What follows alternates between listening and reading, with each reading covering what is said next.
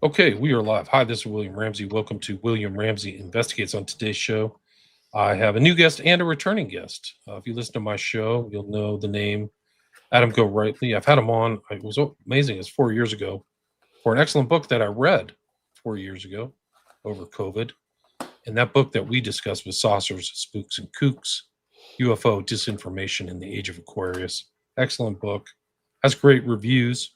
But it came to my attention that they also did a documentary. I wasn't aware of it. Been busy with other things, but a documentary. You'll see the cover poster if you're watching this on one of my three YouTube channels, X or Rumble or Rockfin. You'll see the kind of poster for it. I think it has a lot of interesting characters in here.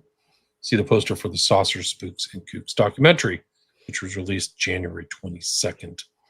So I will put a link to the documentary. It is only at one specific site, which is the full name of the documentary.vhx.tv. So go check it out there and support your independent filmmakers and creative people like that. Well, Adam has a long history. He was on with Visigoth, who sadly passed away last year in January. And I published a couple of the old interviews he did with Visigoth, I think On the Grassy Knoll or Beyond the Grassy Knoll. So he's written many, many books in addition to Saucers, Spooks, and Kooks. One that I have an actual manual copy, which I read, which was great too, is The Shadow over Santa Susana, Black Magic, Mind Control, and the Manson family mythos.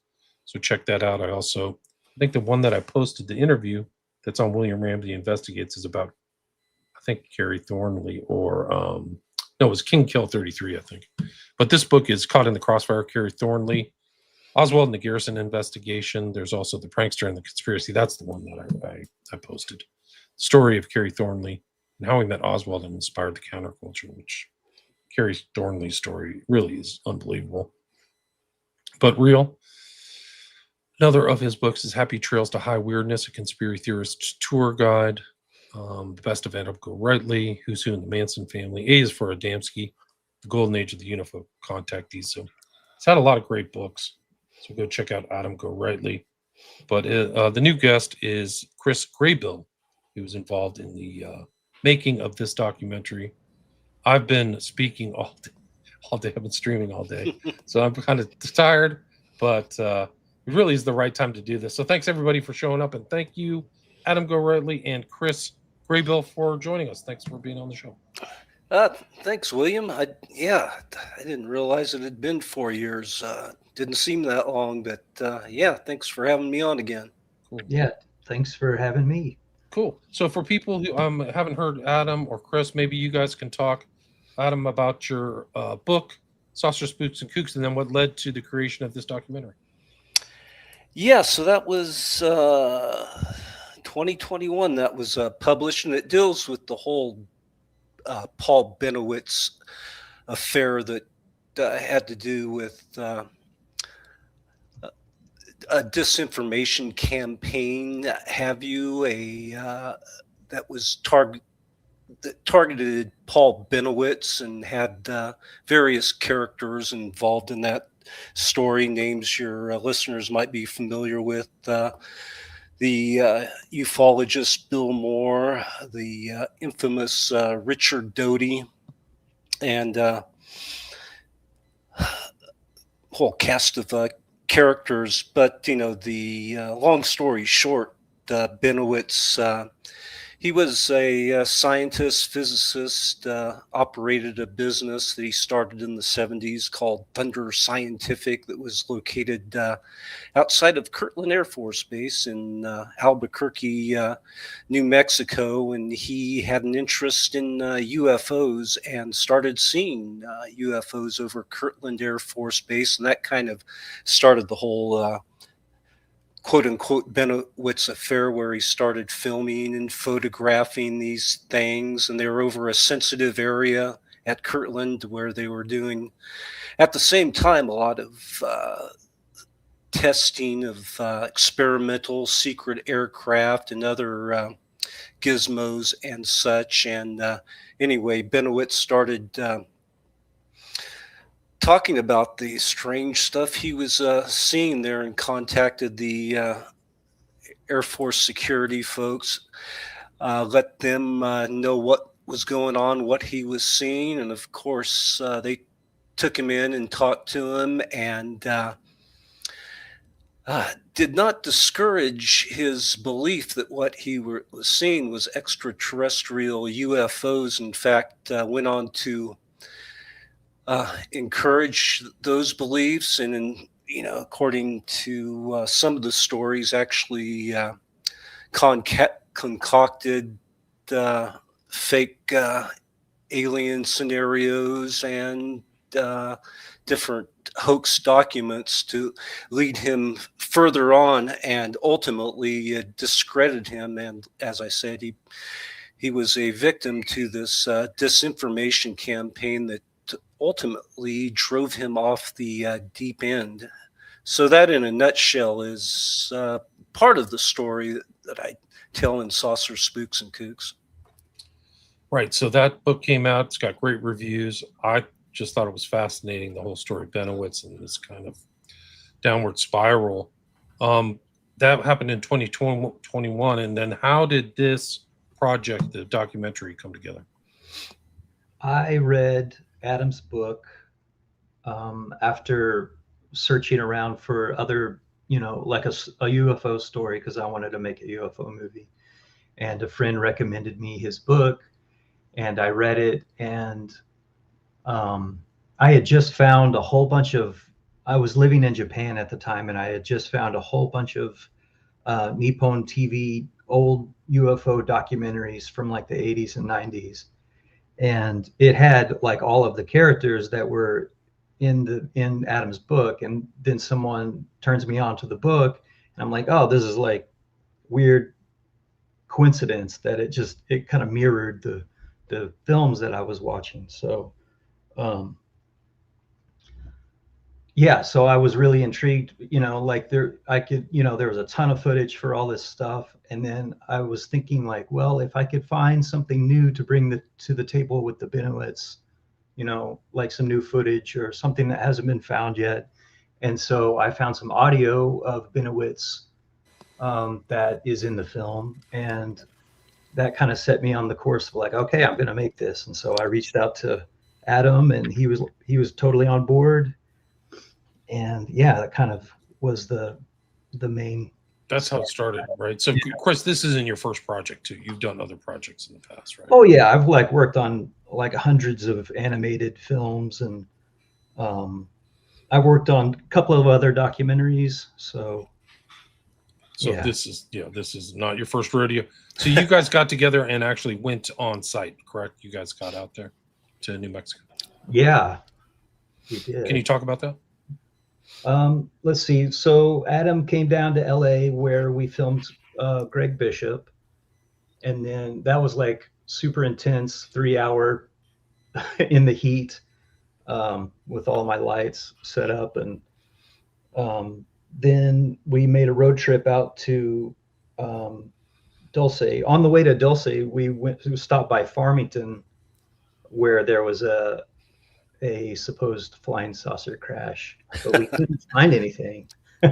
Supposedly it was, according to some sources, where the Aztec saucer crash happened. But the more you look into that, there's different people who wrote books about Aztec, and I think the site we went to check out was somebody who'd written a book in the last couple of decades and decided just to put his own monument out somewhere that got torn down at some point. So who knows how.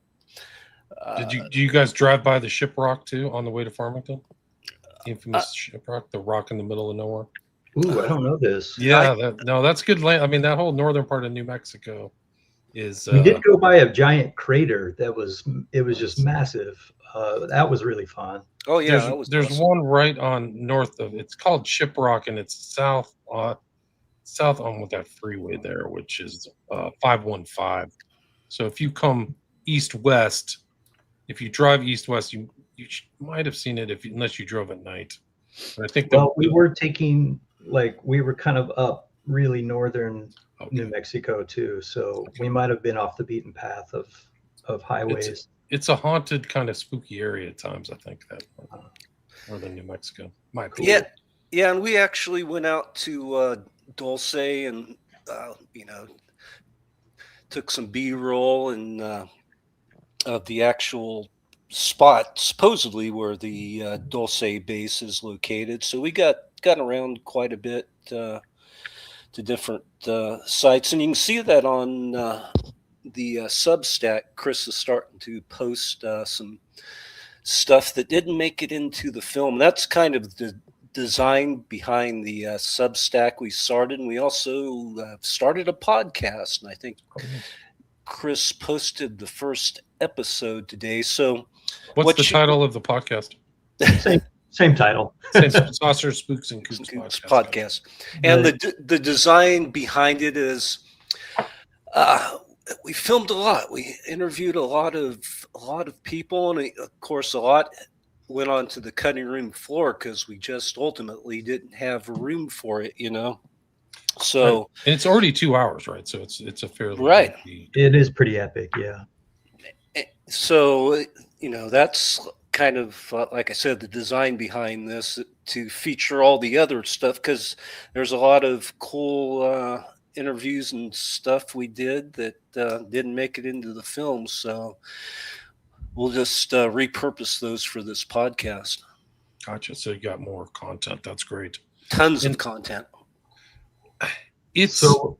I'm sorry. Go ahead. No, please continue. I was going to say when we got to Albuquerque, Norio Hayakawa, who we interviewed for the film, he was really nice and like took us all around these different spots in New Mexico or in Albuquerque, and he took us by the Bennewitz house, which maybe his wife was still living there. I'm not really quite sure, but it was funny because it was kind of, we were not supposed to be there, so I couldn't really film too well there. So I did get like some stills and a little footage, but that was interesting to be at that site, you know, and right across from Kirtland. Right, the Air Force Base. You get a chance to go by Zorro Ranch. Oh my God! Just kidding. No. There might be an active investigation there now. But yeah, don't say, for people who don't know, it's right at the border of southern Colorado, right? Right up, kind of it's pretty sparsely populated, right? But Bennewitz lived in Albuquerque, is that correct? Mm-hmm. Yeah, right. As you'll see, actually, folks will go on that our Substack there. You'll see, like Chris was saying, his townhouse and where he could actually look into Kirtland Air Force Base in Monsanto Mountain. That's where he was seeing all the UFO activity, or whatever he was seeing is most likely experimental aircraft. So I forgot where I was going with this, but yeah, he and his business, Thunder Scientific, was also right at the gate of Kirtland Air Force Base. And his business, he was this kind of scientist, physicist, mad scientist guy, created different instruments for aircraft, avionics, altimeters, that type of stuff. But when he got into the whole UFO thing, he started devising all these other instruments to pick up what he believed were alien beams and signals and all of this type of stuff, when in reality, at least according to some sources, what he was picking up were different, like spy satellites and other things they were working on at Kirtland Air Force Base during this period, which is why, the government wanted to kind of derail what he was seeing, or at least confuse him and make him believe that they were all this stuff he was witnessing was actually alien craft, and not these, like, this was the whole period when the stealth bomber was being developed and a lot of this other stuff. Right. So Kirtland, I believe, is where is it located in Albuquerque? Is it the one that's southeast of the downtown Albuquerque? Is that right? It's like a huge base, right? Oh yeah, it's huge, north- and it's adjacent to the airport. Actually, is right up against it, and that was part of the larger story that during this whole Bennewitz period when he was monitoring all this stuff, the airport lost power and communication like for several hours one day. I mean, we're talking 7 or 8 hours, and it was most likely on account of something that they were testing at Kirtland that made everything go haywire. Yeah, so high tech stuff going on in New Mexico. Totally, yeah. The so you guys filmed there. You had Norio Hayakawa, who's also kind of a known UFO expert, right? Is he in the film? Yes, yeah. He was the what we deal with in the film is a lot of what was going on in the 1980s with these revelations of Kirtland Base, which were kind of a spin-off of the Bennewitz affair. And that's when these stories about Area 51 emerged. So a lot of the characters that were prevalent on the scene during that period we talked to, such as Norio Hayakawa, who spent a lot of time out. He was with the group, a citizens group that were protesting how they were during that period keeping people out of Area 51, where a lot of the same things going on at Kirtland was happening there, and a lot of these groups were trying to figure out what exactly was going on, And so we also talked to just a number of people. David Perkins, who had a long history in researching cattle mutilations in the Dulce area, and Christian Lambright, who was involved in the Bennewitz affair, and a whole number of people. Also, the characters like Bill Cooper were involved in this scene during the late 80s, along with John Lear, kind of pushing these emerging stories concerning what was going on at Dulce Base with supposedly, there was a treaty with the government, with the aliens, and they had the secret base there where they were basically creating these alien human hybrids, and all these stories that later kind of inspired, influenced, the stories we saw in X-Files by the mid 90s. Right, that whole area is kind of exiled. Where was Bill Cooper? He was headquartered somewhere around there. Was he in Arizona or New Mexico? He was in Arizona for a long time. Yeah. Right. So that's also the land of the cattle mutilations. Really, is actually that northern New Mexico area, if I remember correctly. There's a lot there. Mm-hmm. Yeah, and that's a big part of the story as well, because that's something that's one of the things that got Bennewitz interested in UFOs were the cattle mutilation and the tie-in to the mutilations that were going on during that period, which were also all these researchers and investigators were trying to find out what was the connection here going on with all of these. Was it similar to what was going on at Kirtland, where the government was happy to have people believe that it was ETs that were being seen or over the base, as opposed to secret aircraft? And the same, could be you could attribute that to the cattle mutilations, that they were happy to point people in the direction of ETs being responsible for the mutilations. But once again, there was the prospect that it was connected to some type of secret government project going on during that period. Right. And for people who don't know who Greg Bishop is, who's Greg? Because you guys were there talking to him too, right? Yeah. He is the author of really the first book on the Bennewitz affair, Project Beta, which I would also highly recommend for anybody who wants to take a deep dive into the story. Gotcha. So he was an integral part of the film too, right? Yes. Definitely. Yeah. I mean, he was really one of the biggest key parts to telling the story, I feel like. Kind of keeping you guys informed and talking to that. Did you guys get a chance to go to any of the other UFO sites while you guys were on the road? Where do we were mainly just hitting stuff that had to do with the story, so we didn't stray too far from that. Kirtland, Dulce. So, and the other thing is, like, this person that was in this story who pops up still, I think, is Richard Doty, right? Can you talk about him?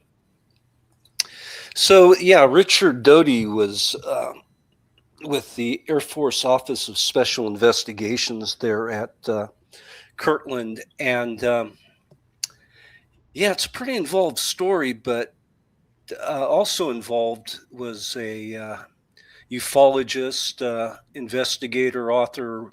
Bill Moore wrote the book on the Roswell incident. And so how the Doty and Moore got connected with Bennewitz had to do with an incident where this mysterious character who Moore has referred to as Falcon, a code name over the years, allegedly a high-level CIA agent, came in contact with Moore around this period. We're talking 1980, after he had published his book on Roswell, and struck up a deal with him. Moore was prominent in UFO circles at that time. He belonged to a group called APRO, the Aerial Phenomena Research Association, which was investigating UFOs in the Southwest. Anyway, the government, the spook types, approached Moore and offered him a bargain. If he would keep track on people in ufology and report back to them, working as an informant, they would, in trade, give him access to top secret information related to UFOs. And during that period, much more so than today, a lot of the folks involved in the different UFO groups were also these guys who were civilian contractors and who worked on, different, like some of the stealth projects and these type of things during this period. And at the same time, you had that different UFO conventions where you had these civilian contractors interested in UFOs. You had spies from the Soviet Union and China showing up upon occasion. Wow. And so that was kind of what the interest was in people in ufology, and contacts Bill Moore had. He had some various contacts in the Soviet Union, is to basically find out who these spies were, and pass on to them bogus information. And that's where a lot of these hoax documents that a lot of moving parts of the story that came out during this period, the MJ-12 documents and the Aquarius documents and all of these things that were connected to Bill Moore and Richard Doty. Doty, kind of, according to the way he tells the story, he was a middleman or proxy behind the high-level spooks. And he was the one that was passing Moore a lot of these supposedly super secret documents, a lot of them that ultimately turned out to be hoax documents, like the MJ12 papers that basically confirmed the Roswell crash, which was kind of convenient because Moore had written a book about the Roswell crash a couple of years before these documents surfaced. And so, it's a very convoluted story that, and we don't know all the answers. Who was involved with was Bill Moore actually concocting some of these documents? Were Moore and Doty working together? Was basically Moore a dupe who didn't know anything? I have my suspicions, but we still, after all these years, really don't have the answers to all the pieces of the puzzle. Right. I mean, it really is a complex thing. And one of the things that I think people would be surprised about is that how many intel and military people are around at least this particular case, if not the UFO movement in general. Would you agree with that? Well, of course, yeah. And I talk about it throughout the book. It's kind of the same cast of characters that keep reappearing over the decades, that, dating back to the likes of Hal Puthoff back in the early 70s with project at Stanford Research Institute, where they were doing experiments in remote viewing for the CIA. And he's another one of those guys who turns up in all these stories I talk about in the book, all the way to current day with, at least this last decade, with To the Stars Academy and Tom DeLonge, and once again pushing stories of Roswell and flying saucer crash retrievals. I believe they're all connected, and what go ahead. I was going to say, going back to the Farmington thing, I think the reason that we actually went there, just to switch gears for a second, was because in your book, Adam, there's a great chapter called Crash Goes the Saucers, and it goes into the Aztec crashed saucer, which we found in this case was in Farmington. And it was the story was put out like in the 1950s by this guy Frank Scully, who wrote Behind the Flying Saucers, and he was actually being fed this stuff by this guy named Silas Newton, who had been just telling the stories to him, and then he wrote it into his book. Am I getting this right, Adam? Yeah. And so it turns out this guy Silas Newton, it really lays out all of the tropes from the crash saucer, like the little people, little aliens were found, near the body or near the saucer, and what are some other, like the metametals or metamaterials? I think that was part of this story too, back in, it's like really early on in the 50s. So and they the same story that later cropped up in Roswell. They cordoned off the area and brought in military that hauled off the spaceship, or the remains of the spaceship, and took it to Wright-Patterson Air Base. And right. Also connected to that was that they had one of the aliens survived, and they had it in captivity. And all of these stories got recycled into Roswell and the Bennewitz affair. But the guy that basically started that story was Silas Newton, who turned out to be this like serial con man. He was like making fake what do you call it? The oil. He was like a fake oil man or something. Oh. And he had all these cons, to make cash, and this was just like a part of that.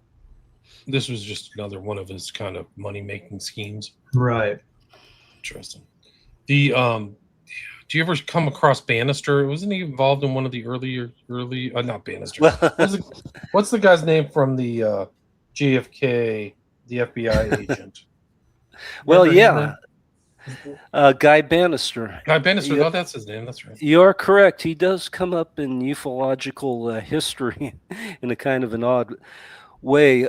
Bannister was connected allegedly to the JFK assassination. He was a longtime FBI guy, and retired from the FBI and had this was a private investigator. During the JFK assassination, he was connected to anti-Castro Cubans, and Garrison alleged he was just part of this nexus of rogue CIA agents like David Ferry and the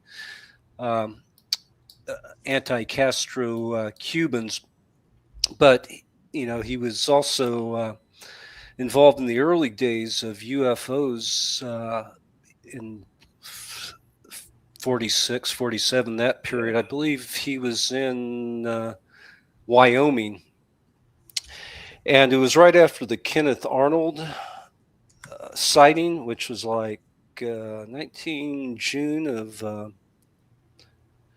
47. And there was this whole flap of UFOs right after that, kind of sparked something for the next couple weeks. If you go go to newspaper.com, look at that period, there's this flap. And that's when the Roswell crash happened. But there was also this outbreak of small saucers that people were finding across the country. And in most cases, it looked like stuff that kids built and planted or launched, and concerned people were, the flying saucers were in the air. So you had this whole slew of these different small saucers. Some looked like they were made by like cymbals from a drum, these type of things. And so that's where Bannister comes into the story. He actually investigated one of these small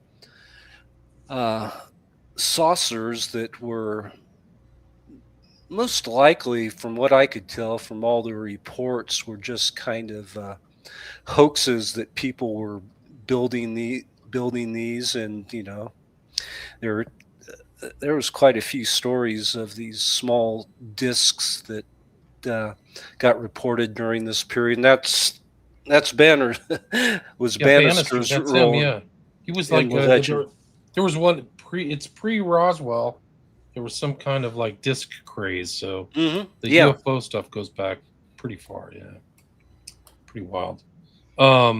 So you have a new podcast. It's people can find it at the sponsors Spooks and Kooks Substack, right? Yep, right. So that's it. And then the film, people I'll put a link to it. It's Saucer Spooks and Kooks at .vhx and TV. Is there anything else in the film that you like to cover, or anything I missed, and what else can people expect to see in the documentary? We kind of go into the the last decade of UFO history that's happened, and that was kind of one of the big things that I wanted to do is put into context everything that's been happening, in the new UFO story, and in juxtaposition that with the old UFO stories from like the 80s and 90s. And so to have that historical context, the picture of the UFO story comes much clearer, I felt like. So we cover Skinwalker, right? TTSA, Bigelow dealings. David Grush is not in. He's in the film, but we don't really cover him. What's your take on the TTSA, To the Stars Academy? Well, in the film, Greg Bishop, says it was kind of just like a cog in a wheel. I think he used that term. So kind of just like a stepping stone to get to a different place in whatever kind of story they're trying to put out. I mean, is it still intact? I think it is on some level. I think he's put out, or Tom DeLonge's put out a film maybe last year. I haven't really followed it too closely. Right, because I mean, I thought that they were kind of like in financial straits, if I remember correctly. At one point, yeah, that's true, huh? Yeah. So people can check out the film. I've played the trailer a few times. Sound off. I'll put the links in there. Is there anything you guys like to add before I wrap it up? It's kind of Friday. I gotta run. What do you think, Adam? Oh, no, I think we covered it pretty well. Okay. And people can find your books at your website too. So your website is Adam Gorightly too. This is your website too. And that's the best place to contact you, or the Substack. So I can put links to your website, the Substack, and then the film too as well, right? Yeah, that'll work. Do you sign your books, Adam? If people can buy them through your website, you send them out? I can do that sometimes, yeah. Yeah. They'll just have to contact me at my email. Gotcha. So, and the website, so you've got places for people to contact you. And again, what we talked about, check it out, guys. 2 hours of information is the document. Check out the book too. Check out Saucer, Spooks, and Kooks. Oh, hell yeah. Yeah. Go get it. It's got great reviews. I read it. I can vouch for it. But also go check out the movie. It's right here. You can see it. And it's Saucer, Spooks, and Kooks. And the guest is Adam Gorightly. And then his fellow worker on the film, fellow creative, is Chris Graybill, Graybill. Hey, I have one thing to add there, William. You were talking about Visigoth and how you're starting to you got the archive from archives. I have 800 or 900 episodes, Adam. So wow, I've got a lot there. Oh my god!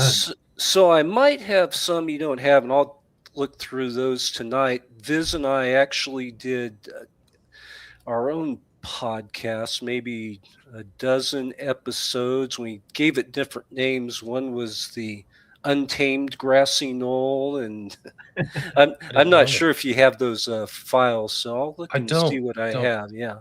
There used to be some on a website. I can't remember what the name of it is now, but the links don't work anymore. So a lot of the old links are gone. So I'm trying to collect. If you have any of his old stuff, send it to me. I really want to find. He did an interview with one of the McMartin women, McGreevy or whatever, Joan Vion. I can't find that one. VON. Like, it's really an important archive because of all the important people like you who he's interviewed over time. Like, these are still relevant. There's a whole new generation of researchers that just listen to podcasts and really are interested. So it's the archive is active. Like, people do listen to it. I wouldn't say it's like Joe Rogan, but I get thousands of people a month are on there listening to old stuff, your stuff. Yeah. And it's all really important, timestamps, and so many great authors that Visigoth really had. His sensibilities, even like at the very kind of beginning parts of the internet, were really good. Like, he really had reached out to people who were writing, I think, what was important stuff. So the archives are 800. I broke it down into 7, so it's easier. 7 different archives, so it's easier to kind of get through, and Adam's in there. So if you send me those old ones, I'd be happy to post them, and it'll help get your name out there. It'll help you sell books, that's for sure. Cool. Again, guys, thanks so much for your time. Congrats on the new film. Just came out January 2025, and it is a documentary based on the excellent book Saucers, Spooks, and Kooks. So thanks so much for your time. Really appreciate it. Thank you, William. All right, stay there.